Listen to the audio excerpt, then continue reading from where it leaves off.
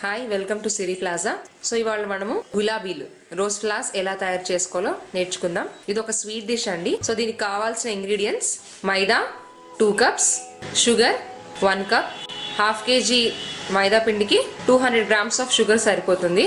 Sweet ఎక్కువగా తినాలనుకుంటే కనుక హాఫ్ కేజీ మైదాకి పావు కేజీ షుగర్ సరిపోతుంది. బేకింగ్ సోడా చిటికెడు. కొంతమంది ఎగ్ కూడా కలుపుకుంటూ ఉంటారండి దీంట్లోకి. ఎగ్ వైట్ ఒక 2 ఎగ్ వైట్ తీసుకొని యాడ్ చేసుకోవచ్చు, క్రిస్పీగా ఉంటుంది. ఎగ్ వేయకపోయినా పర్వాలేదు, క్రిస్పీగానే ఉంటుంది, టేస్ట్లో డిఫరెన్స్ ఏమి ఉండదు. సో ఎగ్ ఇష్టం లేని వాళ్ళు ఎగ్ అవాయిడ్ చేయొచ్చు. సో నేను ఇవాళ ఎగ్ వాడట్లేదు.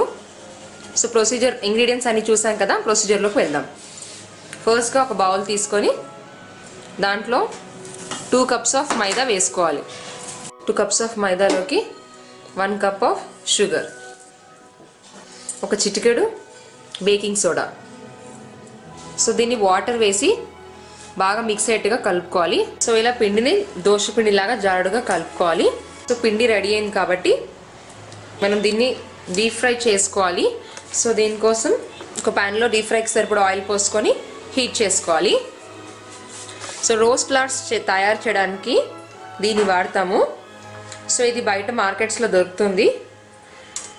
సో దీన్ని ఫస్ట్ మనం ఆయిల్ హీట్ చేసుకొని దాంట్లో ఇది పెట్టాలి.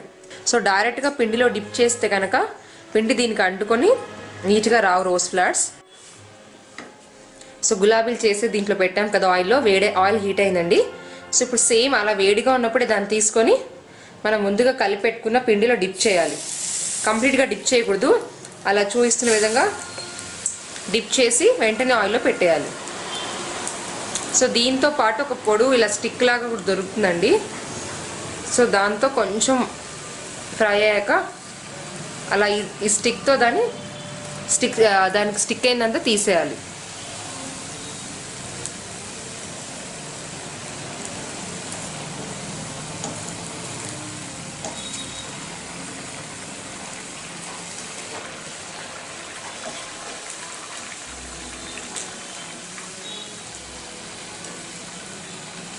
సో ఇలా నీట్గా తీసేసుకోవాలి. తర్వాత 2 సైడ్స్ లైట్గా కలర్ చేంజ్ చేద్దాం, ఫ్రై చేసుకుంటే చాలు.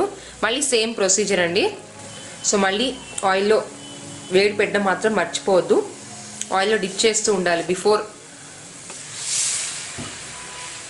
సో మిగతా పిండిని కూడా ఇలా రోజ్ ఫ్లవర్స్గా అన్నిటిని ఫ్రై చేసుకోవాలి.